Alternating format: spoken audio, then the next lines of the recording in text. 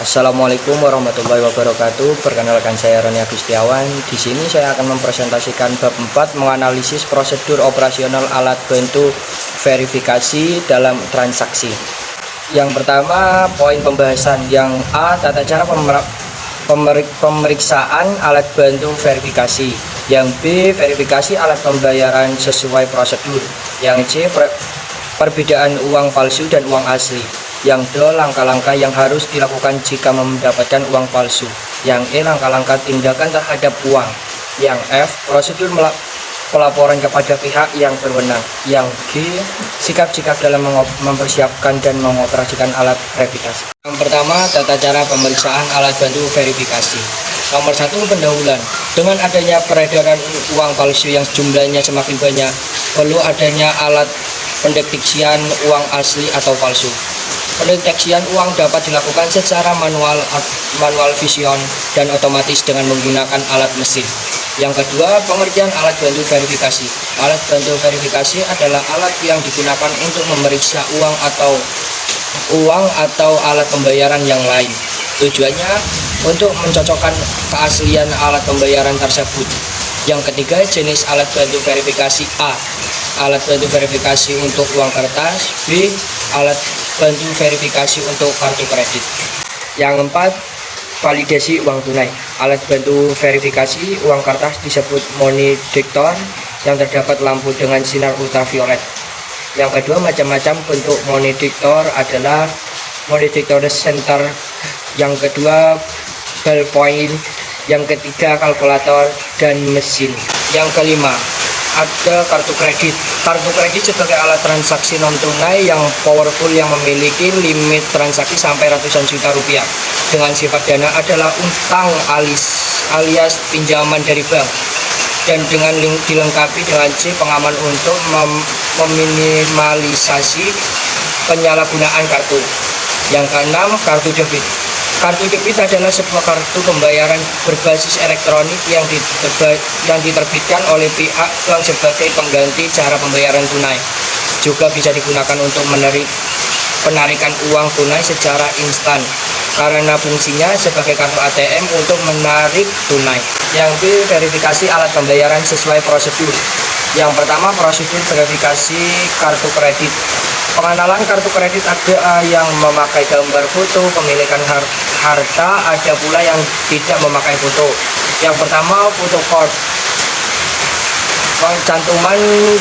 Pencantuman foto nasabah. Yang kedua, non foto code, tidak tercantum foto. Perbedaan kartu kredit dan kartu debit.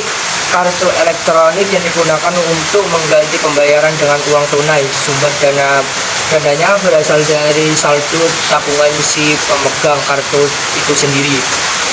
Sedangkan kartu kredit untuk berbagai transaksi pembelanjaan tanpa perlu menabung, tapi dana yang kita gunakan harus dibayarkan.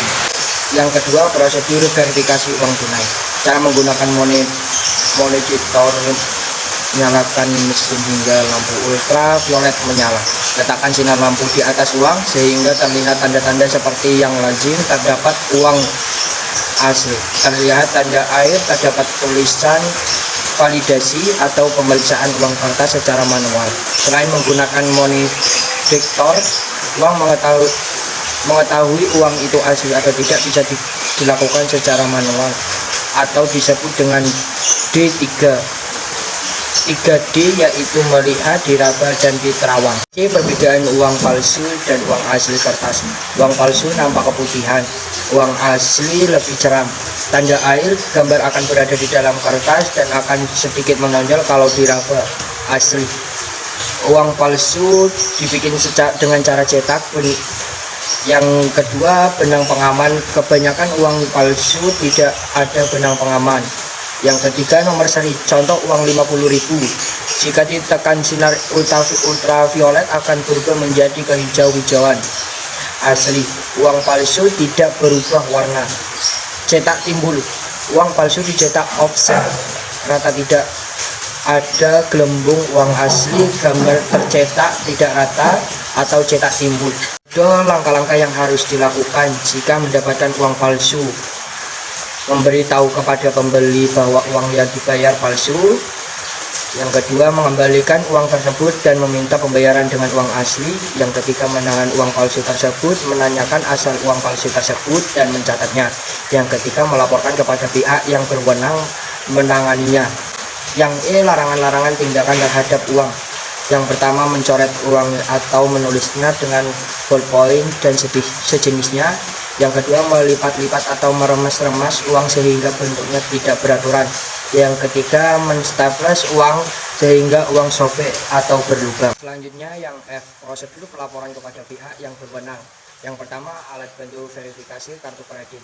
Alat bantu verifikasi kartu kredit yang rusak akan melaporkan kepada pihak bank yang bekerja sama dengan perusahaan penjualan retail.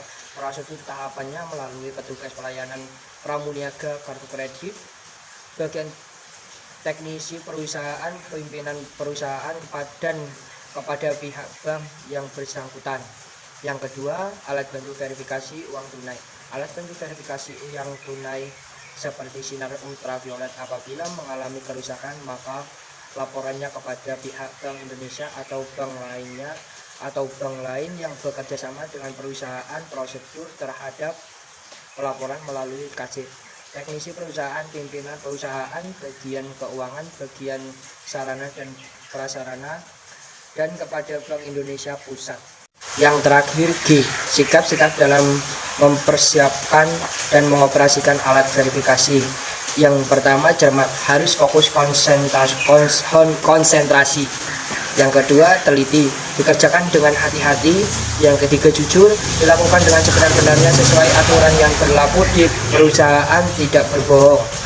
Yang keempat, bertanggung jawab, bekerja dengan disiplin dari awal sampai akhir, bekerja sesuai prosedur yang berlaku di perusahaan. Baik, presentasi saya akhiri. Apabila ada kesalahan kata mohon dimaklumi. Wabillahi taufiq wal hidayah. Wassalamualaikum warahmatullahi wabarakatuh.